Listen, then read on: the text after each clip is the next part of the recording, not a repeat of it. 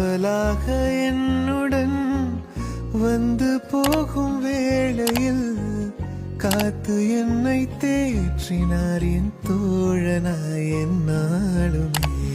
எல்லாம் இயேசுவே, எனக்கெல்லாம் இயேசுவே, என் பிதாவும் ஸ்நேகிதரும் நீரே இயேசுவே.